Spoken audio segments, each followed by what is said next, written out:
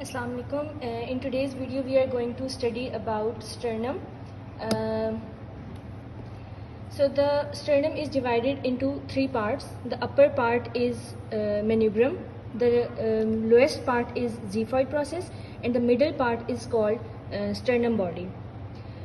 So یہ جو اس کے اسٹرنم کی سائڈس کے پروسیسز ہیں، یہاں پہ آ کے ربس اٹیچ ہو رہی ہوتی ہیں، آرٹیکولیٹ ہو رہی ہوتی ہیں. اسٹرنم کا جو سب سے اوپر کا نوچ ہوتا ہے اس کو ہم کہتے ہیں سپرا اسٹرنل نوچ. اس کے علاوہ اس کو جگلر نوچ یا انٹرا کلیویکولر نوچ بھی کہتے ہیں. دین ہمارے پاس مینوبرم آ جاتا ہے. پھر یہ جو ہمارے پاس اسٹرنل باڈی ہے، اب جو امپورٹنٹ چیز آپ نے اس میں یاد رکھنی ہے وہ یہ ہے کہ جہاں سے اسٹرنل باڈی اور مینوبرم آپس میں جوائن ہوئے ہیں، یہ والا پوائنٹ، اس کو ہم کہتے ہیں اسٹرنل اینگل یا پھر اینگل آف لیوئس. اور اس کو ہم مینوبرو اسٹرنل جوائنٹ بھی کہتے ہیں کیونکہ یہ مینوبرم کو اسٹرنل باڈی کے ساتھ جوڑ رہا ہوتا ہے، اس لیے اس کو مینوبرو اسٹرنل جوائنٹ بھی کہتے ہیں.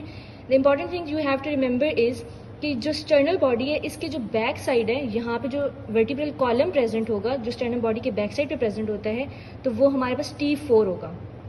ٹھیک ہے. اچھا، اس کے بعد یہاں پہ ہماری فرسٹ رب اٹیچ ہو رہی ہوتی ہے مینوبرم کے سٹارٹ میں. اسٹرنل اینگل کے ساتھ ہمارے پاس پریزنٹ ہوتی ہے سیکنڈ رب.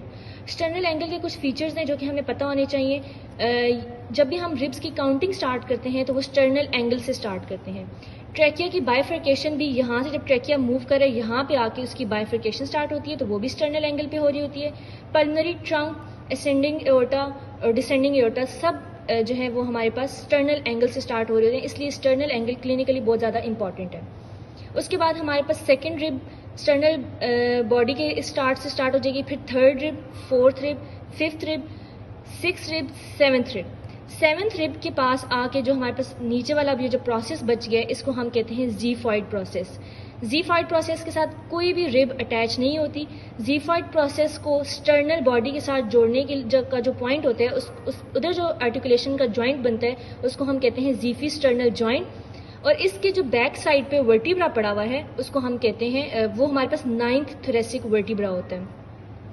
اوکے، اب ہم یہاں کے جوائنٹس کے بارے میں بات کر لیتے ہیں. اس کی بس یہی کلاسیفیکیشن ہے. اوپر والی اپر باڈی اس کی تھوڑی سی جو ہے وہ ہمارے پاس اس کے اوپر ریجز ہیں، لیکن سپیریئر جو اس کی بیکورڈ پوسٹیریئر باڈی ہے وہ بالکل اسموتھ ہوتی ہے.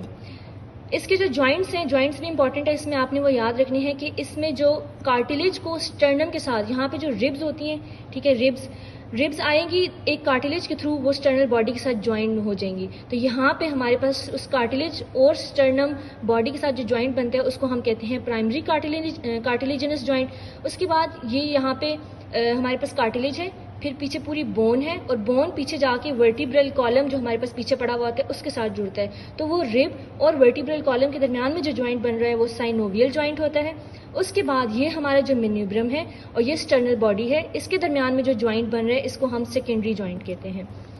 Okay, now we are going to discuss about muscles جو کہ ہمارے پاس اس جگہ پہ پریزنٹ ہوتے ہیں. اوکے، اب جو ہمارے پاس یہ مینوبرم ہے، مینوبرم کے انٹیریئر پارٹ پہ ہمارے پاس پیکٹوریلس میجر مسل پریزنٹ ہے یہاں پہ، اور مینوبرم کے پوسٹیریئر سائڈ پہ جو کہ اس کی یہ سائڈ ہے، یہاں پہ ہمارے پاس اسٹرنوہائیوئڈ یا اسٹرنوتھائرائڈ مسل پریزنٹ ہے. دین جو اسٹرنل باڈی ہے، باڈی کے پوسٹیریئر پہ اسٹرنوکوسٹیلس مسل پریزنٹ ہے. پھر ہمارے پاس آ جاتا ہے زیفوائڈ پروسیس. زیفوائڈ پروسیس کے انٹیریئر پہ ریکٹس ایبڈومینس مسل کے فائبرز اٹیچ ہوتے ہیں، اور اس کے پوسٹیریئر سائڈ پہ ڈایافرام اٹیچ ہوتا ہے. So that's it for اسٹرنم.